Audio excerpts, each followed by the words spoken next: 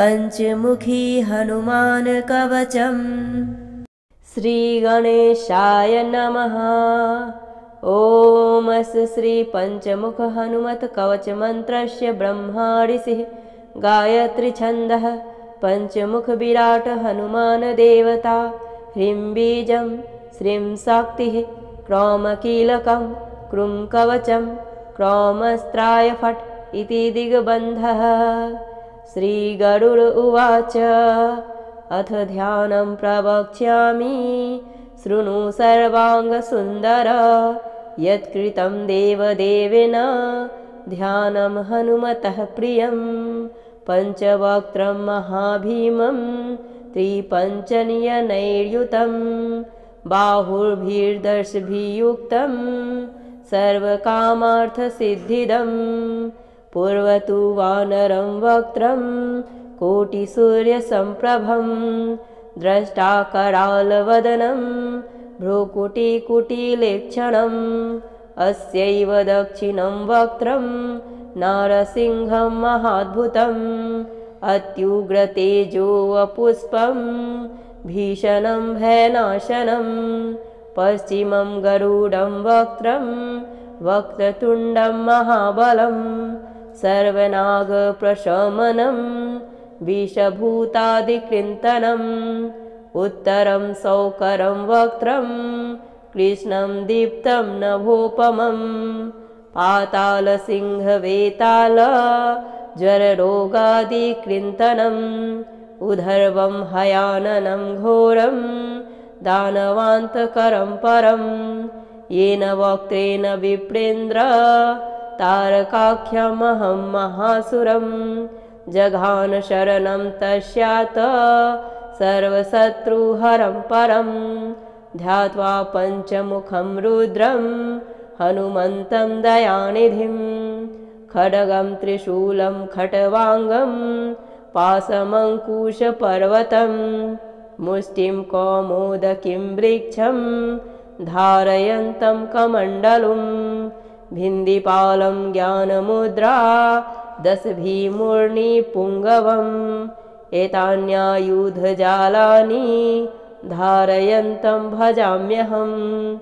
प्रेतासनोपविष्टं तं सर्वाभरणभूषितं दिव्यमालाम्बरधरं दिव्यगन्धानुलेपनं सर्वाश्चर्यमयं देवं हनुमद्विश्वतोमुखं।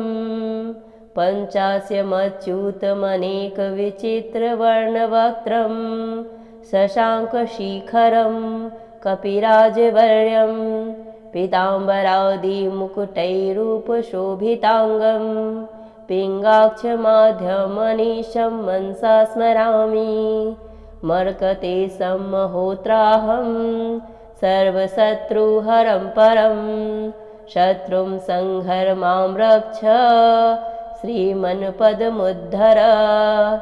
ॐ हरिमर्कटमर्केत मन्त्रमिदं लिख्यति वामतले यदि नश्यति शत्रुकूलं यदि मुच्यति वामलता।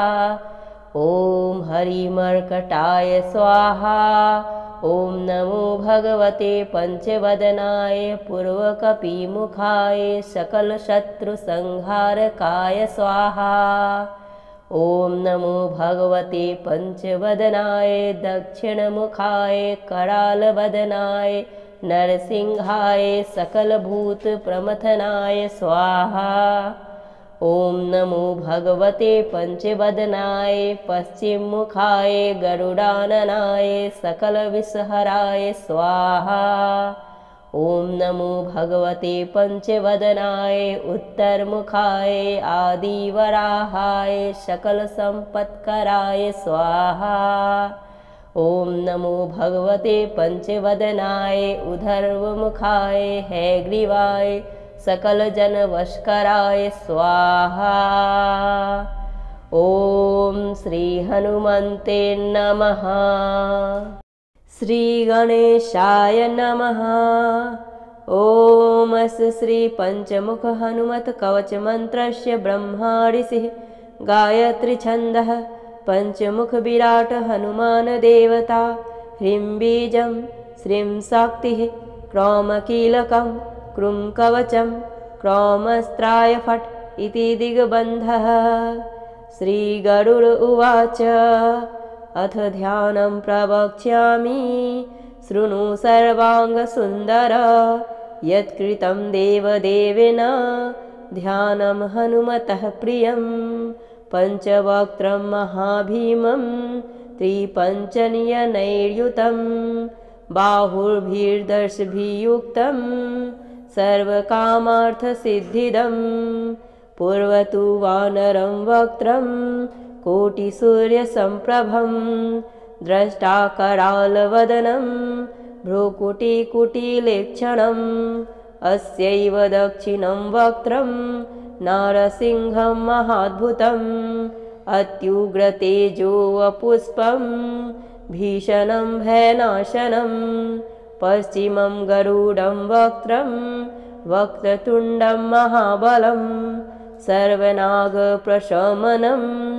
विषभूतादिकृन्तनम् उत्तरं सौकरं वक्त्रं कृष्णं दीप्तं नभोपमं पातालसिंहवेताल ज्वररोगादिकृन्तनम् उधर्वं हयाननं घोरं दानवान्तकरं परं येन वक्त्रेण विप्रेन्द्र तारकाख्यमहं महासुरं जघान शरणं तस्यात् सर्वशत्रुहरं परं ध्यात्वा पञ्चमुखं रुद्रं हनुमन्तं दयानिधिं खड्गं त्रिशूलं खट्वाङ्गं पाशमङ्कुशपर्वतं मुष्टिं कौमोदकीं वृक्षं धारयन्तं कमण्डलुं भिन्दिपालं ज्ञानमुद्रा दशभिर्मूर्निपुङ्गवम् एतान्यायुधजालानि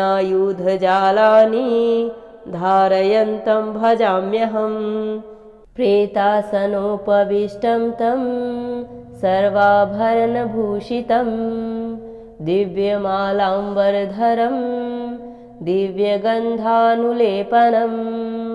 सर्वाश्चर्यमयं देवं हनुमद्विश्वतोमुखं पञ्चास्यमच्युतमनेकविचित्रवर्णवक्त्रं शशाङ्कशिखरं कपिराजवर्यं पीताम्बरादिमुकुटैरूपशोभिताङ्गं पिङ्गाक्षमाध्यमनीशं मनसा स्मरामि मर्कतेशं महोत्राहं सर्वशत्रुहरं परं शत्रुं संहर मां रक्ष श्रीमन्पदमुद्धर ॐ हरिमर्कटमर्केत मन्त्रमिदं लिख्यति वामतले यदि नश्यति शत्रुकूलं यदि मुच्यति वामलता ॐ हरिमर्कटाय स्वाहा ॐ नमो भगवते पंचवदनाय पूर्वकपिमुखाय सकलशत्रुसंहारकाय स्वाहा ॐ नमो भगवते पंचवदनाय दक्षिणमुखाय करालवदनाय नरसिंहाय सकलभूतप्रमथनाय स्वाहा ॐ नमो भगवते पंचवदनाय पश्चिममुखाय गरुडाननाय सकलविषहराय स्वाहा ॐ नमो भगवते पंचवदनाय उत्तरमुखाय आदिवराहाय सकलसम्पत्कराय स्वाहा ॐ नमो भगवते पंचवदनाय उधर्वमुखाय हैग्रीवाय सकलजनवशकराय स्वाहा ॐ श्री हनुमन्ते नमः। श्री गणेशाय नमः। ॐ अस्य श्री पंचमुख हनुमत कवच मंत्रस्य ब्रह्मा ऋषिः गायत्री छन्दः पंचमुख विराट हनुमान देवता ह्रीं बीजं श्रीं शक्तिः क्रौमकीलकं क्रूं कवचं क्रौमस्त्राय फट् इति दिग्बन्धः।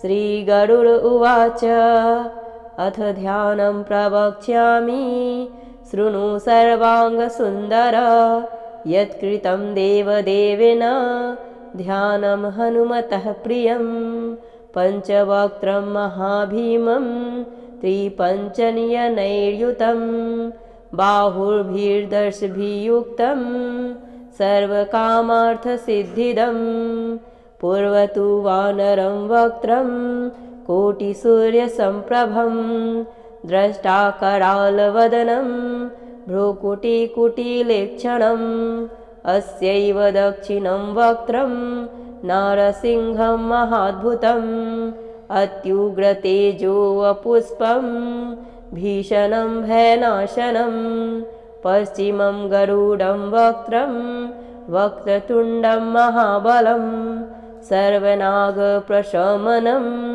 विषभूतादिकृन्तनम् उत्तरं सौकरं वक्त्रं कृष्णं दीप्तं नभोपमं पातालसिंहवेताल ज्वररोगादिकृन्तनम् उधर्वं हयाननं घोरं दानवान्तकरं परं येन वक्त्रेण विप्रेन्द्र तारकाख्यमहं महासुरं जघान शरणं तस्यात् सर्वशत्रुहरं परं ध्यात्वा पञ्चमुखं रुद्रं हनुमन्तं दयानिधिं खड्गं त्रिशूलं खट्वाङ्गं पाशमङ्कुशपर्वतं मुष्टिं कौमोदकीं वृक्षं धारयन्तं कमण्डलुं भिन्दिपालं ज्ञानमुद्रा दशभिर्मूर्निपुङ्गवम् एतान्यायुधजालानि धारयन्तं भजाम्यहं प्रेतासनोपविष्टं तं सर्वाभरणभूषितं दिव्यमालाम्बरधरं दिव्यगन्धानुलेपनं सर्वाश्चर्यमयं देवं हनुमद्विश्वतोमुखं पञ्चास्यमच्युतमनेकविचित्रवर्णवक्त्रं शशाङ्कशिखरं कपिराजवर्यं पीताम्बरादिमुकुटैरूपशोभिताङ्गं पिङ्गाक्षमाध्यमनीशं मनसा स्मरामि मर्कतेशं महोत्राहं सर्वशत्रुहरं परं शत्रुं संहर मां रक्ष श्रीमन्पदमुद्धर ॐ हरिमर्कटमर्केत मन्त्रमिदं लिख्यति वामतले यदि नश्यति शत्रुकूलं यदि मुच्यति वामलता ॐ हरिमर्कटाय स्वाहा ॐ नमो भगवते पञ्चवदनाय पूर्वकपिमुखाय सकलशत्रुसंहारकाय स्वाहा ॐ नमो भगवते पञ्चवदनाय दक्षिणमुखाय करालवदनाय नरसिंहाय सकलभूतप्रमथनाय स्वाहा ॐ नमो भगवते पञ्चवदनाय पश्चिममुखाय गरुडाननाय सकलविषहराय स्वाहा ॐ नमो भगवते पञ्चवदनाय उत्तरमुखाय आदिवराहाय सकलसम्पत्कराय स्वाहा ॐ नमो भगवते पञ्चवदनाय उधर्वमुखाय हैग्रीवाय सकलजनवशकराय स्वाहा ॐ श्रीहनुमन्ते नमः। श्रीगणेशाय नमः। ॐ अस्य श्रीपञ्चमुखहनुमत्कवचमन्त्रस्य ब्रह्मा ऋषिः गायत्रीछन्दः पञ्चमुखविराट हनुमानदेवता ह्रीं बीजं श्रीं शक्तिः क्रौमकीलकं क्रूं कवचं क्रौमस्त्राय फट् इति दिग्बन्धः। श्रीगरुड उवाच अथ ध्यानं प्रवक्ष्यामि शृणु सर्वाङ्गसुन्दर यत्कृतं देवदेवेन ध्यानं हनुमतः प्रियं पञ्चवक्त्रं महाभीमं त्रिपञ्चनयनैर्युतं बाहुर्भिर्दशभिर्युक्तं सर्वकामार्थसिद्धिदं पूर्वतु वानरं वक्त्रं कोटिसूर्यसम्प्रभं द्रष्टाकरालवदनं भ्रुकुटिकुटिलेक्षणम् अस्यैव दक्षिणं वक्त्रं नारसिंहं महाद्भुतम् अत्युग्रतेजोवपुष्पं भीषणं भयनाशनं पश्चिमं गरुडं वक्त्रं वक्रतुण्डं महाबलं सर्वनागप्रशमनं विषभूतादिकृन्तनम् उत्तरं सौकरं वक्त्रं कृष्णं दीप्तं नभोपमं पातालसिंहवेताल ज्वररोगादिकृन्तनम् उधर्वं हयाननं घोरं दानवान्तकरं परं येन वक्त्रेण विप्रेन्द्र तारकाख्यमहं महासुरं जघान शरणं तस्यात् सर्वशत्रुहरं परं ध्यात्वा पञ्चमुखं रुद्रं हनुमन्तं दयानिधिं खड्गं त्रिशूलं खट्वाङ्गं पाशमङ्कुशपर्वतं मुष्टिं कौमोदकीं वृक्षं धारयन्तं कमण्डलुं भिन्दिपालं ज्ञानमुद्रा दशभिर्मूर्निपुङ्गवम् एतान्यायुधजालानि धारयन्तं भजाम्यहं प्रेतासनोपविष्टं तं सर्वाभरणभूषितं दिव्यमालाम्बरधरं दिव्यगन्धानुलेपनं सर्वाश्चर्यमयं देवं हनुमद्विश्वतोमुखं पञ्चास्यमच्युतमनेकविचित्रवर्णवक्त्रं शशाङ्कशिखरं कपिराजवर्यं पीताम्बरादिमुकुटैरूपशोभिताङ्गं पिङ्गाक्षमाध्यमनीशं मनसा स्मरामि मर्कतेशं महोत्राहं सर्वशत्रुहरं परं शत्रुं संहर मां रक्ष श्रीमन्पदमुद्धर ॐ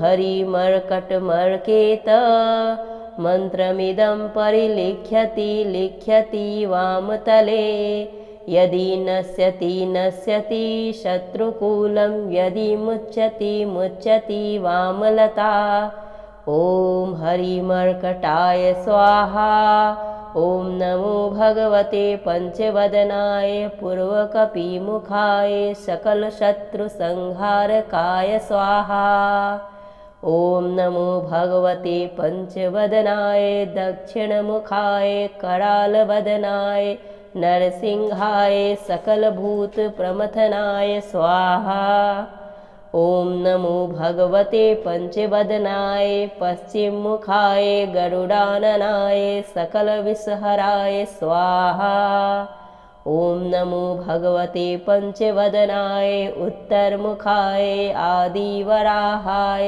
सकलसम्पत्कराय स्वाहा ॐ नमो भगवते पञ्चवदनाय उधर्वमुखाय हैग्रीवाय सकलजनवशकराय स्वाहा ॐ श्रीहनुमन्ते नमः। श्रीगणेशाय नमः।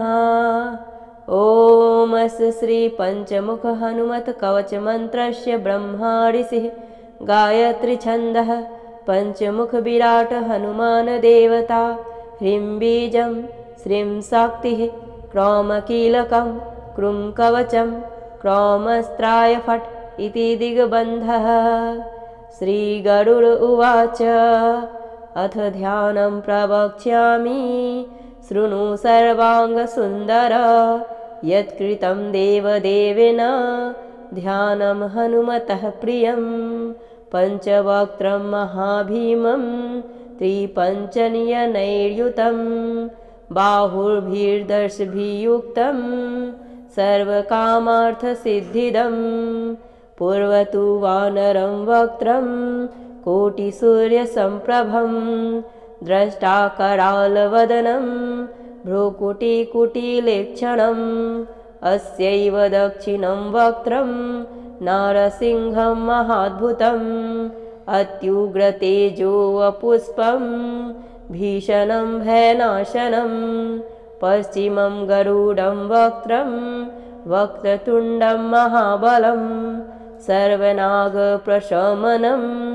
विषभूतादिकृन्तनम् उत्तरं सौकरं वक्त्रं कृष्णं दीप्तं नभोपमं पातालसिंहवेताल ज्वररोगादिकृन्तनम् उधर्वं हयाननं घोरं दानवान्तकरं परं येन वक्त्रेण विप्रेन्द्र तारकाख्यमहं महासुरं जघान शरणं तस्यात् सर्वशत्रुहरं परं ध्यात्वा पञ्चमुखं रुद्रं हनुमन्तं दयानिधिं खड्गं त्रिशूलं खट्वाङ्गं पाशमङ्कुशपर्वतं मुष्टिं कौमोदकीं वृक्षं धारयन्तं कमण्डलुं भिन्दिपालं ज्ञानमुद्रा दशभिर्मूर्निपुङ्गवम्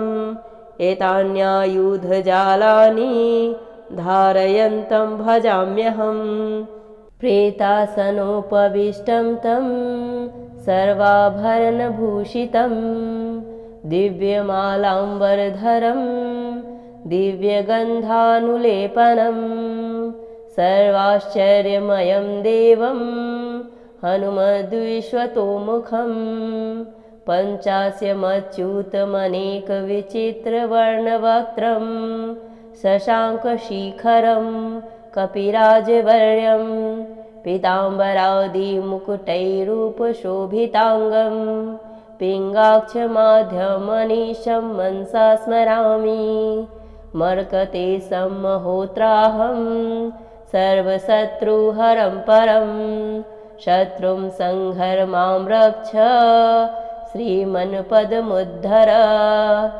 ॐ हरिमर्कटमर्केत मन्त्रमिदं लिख्यति वामतले यदि नश्यति शत्रुकूलं यदि मुच्यति वामलता ॐ हरिमर्कटाय स्वाहा ॐ नमो भगवते पञ्चवदनाय पूर्वकपिमुखाय सकलशत्रुसंहारकाय स्वाहा ॐ नमो भगवते पञ्चवदनाय दक्षिणमुखाय करालवदनाय नरसिंहाय सकलभूतप्रमथनाय स्वाहा ॐ नमो भगवते पञ्चवदनाय पश्चिममुखाय गरुडाननाय सकलविषहराय स्वाहा ॐ नमो भगवते पञ्चवदनाय उत्तरमुखाय आदिवराहाय सकलसम्पत्कराय स्वाहा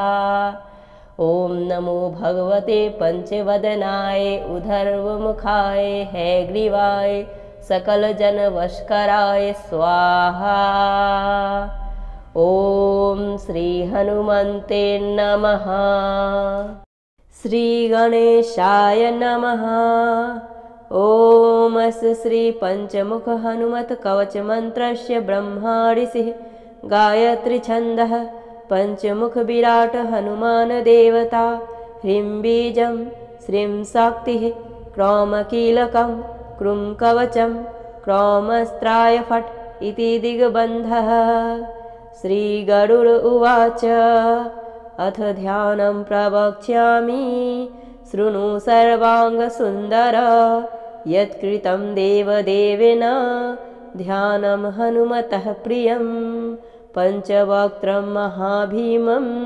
त्रिपञ्चनयनैर्युतं बाहुर्भिर्दशभिर्युक्तं सर्वकामार्थसिद्धिदं पूर्वतु वानरं वक्त्रं कोटिसूर्यसम्प्रभं द्रष्टाकरालवदनं भ्रूकुटिकुटिलेक्षणम् अस्यैव दक्षिणं वक्त्रं नारसिंहं महाद्भुतम् अत्युग्रतेजोवपुष्पं भीषणं भयनाशनं पश्चिमं गरुडं वक्त्रं वक्रतुण्डं महाबलं सर्वनागप्रशमनं विषभूतादिकृन्तनम् उत्तरं सौकरं वक्त्रं कृष्णं दीप्तं नभोपमं पातालसिंहवेताल ज्वररोगादिकृन्तनम् उधर्वं हयाननं घोरं दानवान्तकरं परं येन वक्त्रेण विप्रेन्द्र तारकाख्यमहं महासुरं जघान शरणं तस्यात् सर्वशत्रुहरं परं ध्यात्वा पञ्चमुखं रुद्रं हनुमन्तं दयानिधिं खड्गं त्रिशूलं खट्वाङ्गं पाशमङ्कुशपर्वतं मुष्टिं कौमोदकीं वृक्षं धारयन्तं कमण्डलुं भिन्दिपालं ज्ञानमुद्रा दशभिमूर्णिपुङ्गवम् एतान्यायुधजालानि धारयन्तं भजाम्यहं प्रेतासनोपविष्टं तं सर्वाभरणभूषितं दिव्यमालाम्बरधरं दिव्यगन्धानुलेपनं सर्वाश्चर्यमयं देवं हनुमद्विश्वतोमुखं पञ्चास्यमच्युतमनेकविचित्रवर्णवक्त्रं शशाङ्कशिखरं कपिराजवर्यं पीताम्बरादिमुकुटैरूपशोभिताङ्गं पिङ्गाक्षमाध्यमनीशं मनसा स्मरामि मर्कटेशं महोत्राहं सर्वशत्रुहरं परं शत्रुं संहर मां रक्ष श्रीमन्पदमुद्धर ॐ हरिमर्कटमर्केत मन्त्रमिदं लिख्यति वामतले यदि नश्यति शत्रुकूलं यदि मुच्यति वामलता ॐ हरिमर्कटाय स्वाहा ॐ नमो भगवते पञ्चवदनाय पूर्वकपिमुखाय सकलशत्रुसंहारकाय स्वाहा ॐ नमो भगवते पञ्चवदनाय दक्षिणमुखाय करालवदनाय नरसिंहाय सकलभूतप्रमथनाय स्वाहा ॐ नमो भगवते पञ्चवदनाय पश्चिममुखाय गरुडाननाय सकलविषहराय स्वाहा ॐ नमो भगवते पञ्चवदनाय उत्तरमुखाय आदिवराहाय सकलसम्पत्कराय स्वाहा ॐ नमो भगवते पञ्चवदनाय उधर्वमुखाय हैग्रीवाय सकलजनवशकराय स्वाहा ॐ श्रीहनुमन्ते नमः। श्रीगणेशाय नमः। ॐ अस्य श्रीपञ्चमुखहनुमत्कवचमन्त्रस्य ब्रह्मा ऋषिः गायत्रीछन्दः पञ्चमुखविराट हनुमानदेवता ह्रीं बीजं श्रीं शक्तिः क्रौमकीलकं क्रूं कवचं क्रौमस्त्राय फट् इति दिग्बन्धः। श्रीगरुड उवाच अथ ध्यानं प्रवक्ष्यामि शृणु सर्वाङ्गसुन्दर यत्कृतं देवदेवेन ध्यानं हनुमतः प्रियं पञ्चवक्त्रं महाभीमं त्रिपञ्चनयनैर्युतं बाहुर्भिर्दशभिर्युक्तं सर्वकामार्थसिद्धिदं पूर्वतु वानरं वक्त्रं कोटिसूर्यसम्प्रभं द्रष्टाकरालवदनं भ्रूकुटिकुटिलेक्षणम् अस्यैव दक्षिणं वक्त्रं नारसिंहं महाद्भुतम् अत्युग्रतेजोवपुष्पं भीषणं भयनाशनं पश्चिमं गरुडं वक्त्रं वक्रतुण्डं महाबलं सर्वनागप्रशमनं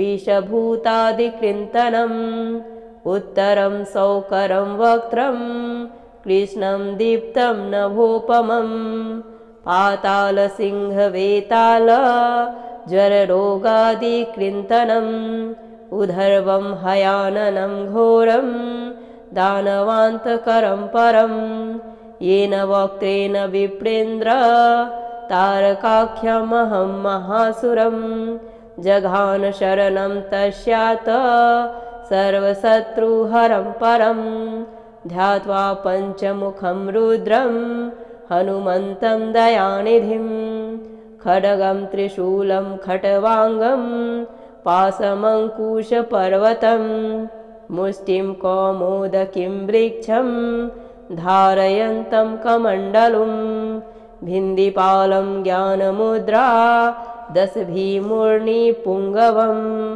एतान्यायुधजालानि धारयन्तं भजाम्यहं प्रेतासनोपविष्टं तं सर्वाभरणभूषितं दिव्यमालाम्बरधरं दिव्यगन्धानुलेपनं सर्वाश्चर्यमयं देवं हनुमद्विश्वतोमुखं पञ्चास्यमच्युतमनेकविचित्रवर्णवक्त्रं शशाङ्कशिखरं कपिराजवर्यं पीताम्बरादिमुकुटैरूपशोभिताङ्गं पिङ्गाक्षमाध्यमनीशं मनसा स्मरामि मर्कटेशं महोत्राहं सर्वशत्रुहरं परं शत्रुं संहर मां रक्ष श्रीमन्पदमुद्धर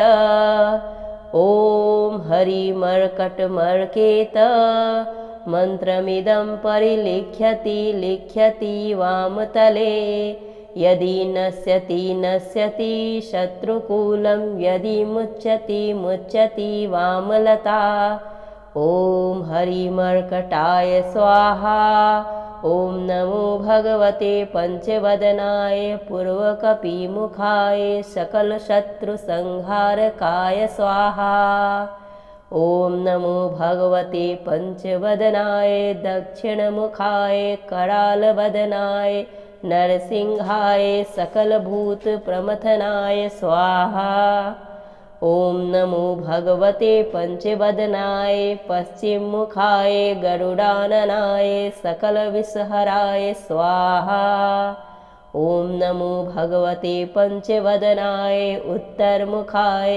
आदिवराहाय सकलसम्पत्कराय स्वाहा ॐ नमो भगवते पञ्चवदनाय उधर्वमुखाय हैग्रीवाय सकलजनवशकराय स्वाहा ॐ श्रीहनुमन्ते नमः।